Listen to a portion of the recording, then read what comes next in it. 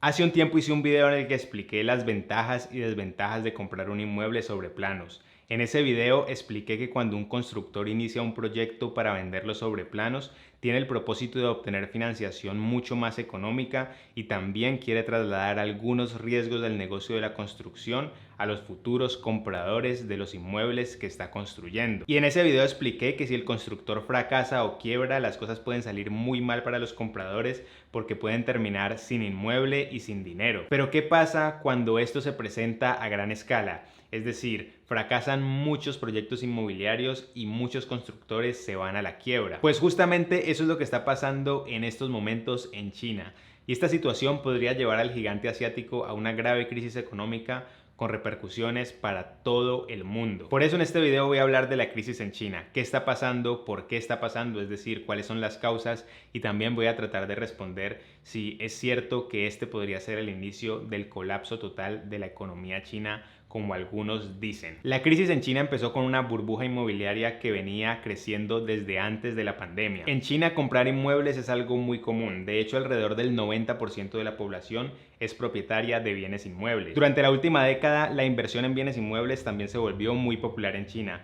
Los precios de los bienes inmuebles no dejaban de crecer y la demanda por nuevas propiedades parecía insaciable. El mercado inmobiliario era tan boyante que las personas estaban dispuestas a comprar prácticamente cualquier inmueble que pudieran conseguir, incluso si no necesitaban el inmueble para ocuparlo, porque tenían la expectativa de poder venderlo en un futuro próximo por un precio muchísimo mayor y así lograr una utilidad. Los constructores en China empezaron a endeudarse cada vez más y más para poder desarrollar más proyectos inmobiliarios y así poder responder a la creciente demanda de bienes inmuebles. Los constructores simplemente tomaron demasiado dinero prestado, se endeudaron en exceso y el exceso de apalancamiento es muy peligroso. Los constructores tomaron deuda tanto de bancos como de los futuros compradores a través de la modalidad de venta de inmuebles sobre planos. Cuando una constructora vende sobre planos, recibe la cuota inicial de parte de los futuros compradores y con ese dinero financia la construcción de la obra. Las constructoras tenían mucho afán por construir cada vez más para poder satisfacer una demanda cada vez más grande,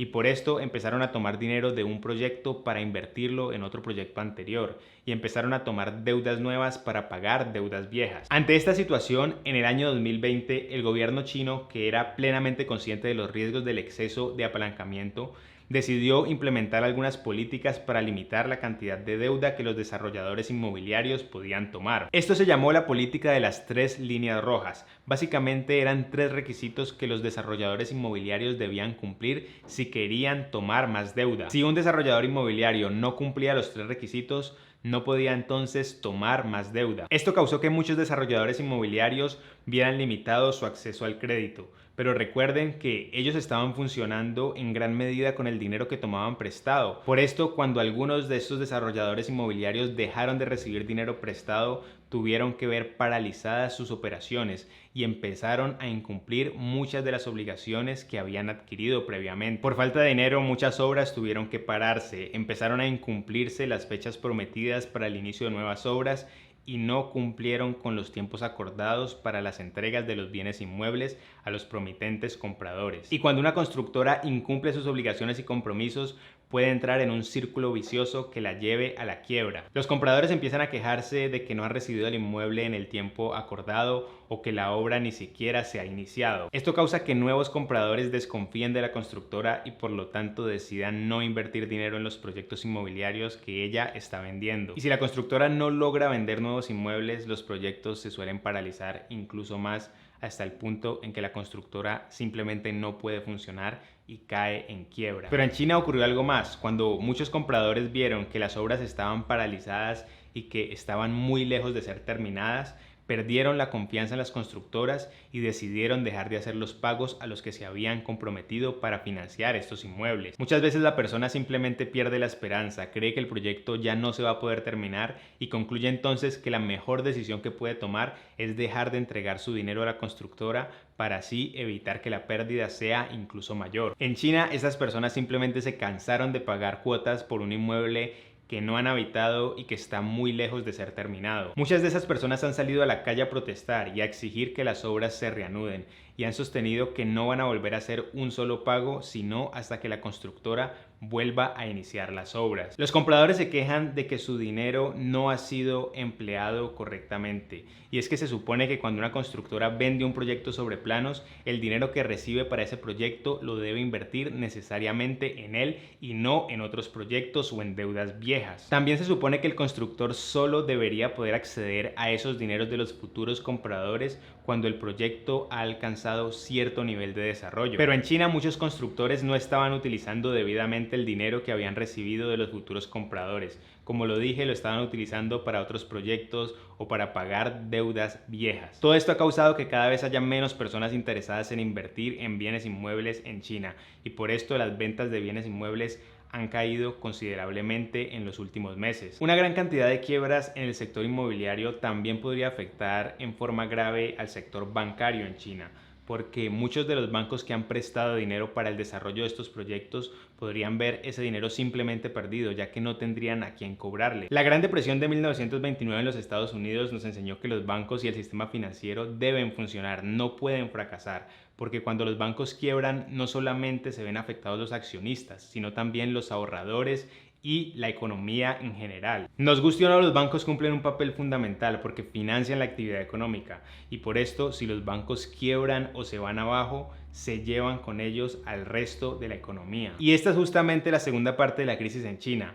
Las personas están perdiendo confianza en los bancos. Esto empezó en abril de 2022, cuando algunas personas de bancos regionales de la provincia de Henan encontraron que todos sus ahorros habían sido congelados. En otras palabras, de repente estas personas perdieron la posibilidad de retirar el dinero que tenían en el banco. Esto se debió supuestamente a prácticas de préstamos ilegales. Según ha manifestado el gobierno chino, algunas bandas criminales tomaron el control de estos bancos y empezaron a hacer préstamos fraudulentos para quedarse con el dinero de los ahorradores. La situación llevó a que muchas personas salieran a protestar para exigir que les devolvieran el dinero que habían ahorrado en esos bancos. El gobierno chino anunció que el dinero sería devuelto a los ahorradores. Sin embargo, muchas personas perdieron confianza en el sistema bancario. Y la pérdida de confianza en el sistema bancario es muy peligrosa porque puede llevar a que muchas personas al mismo tiempo quieran retirar sus ahorros de los bancos porque consideran que no son seguros allí. Y si esto ocurre, los bancos se pueden ver en graves problemas porque mucho dinero de los ahorradores no se encuentra disponible para que sea retirado, sino que ha sido prestado justamente para financiar la actividad económica. Evidentemente China no pasa por su mejor momento, pero ¿significa esto que va a colapsar su economía, que es el final del milagro chino?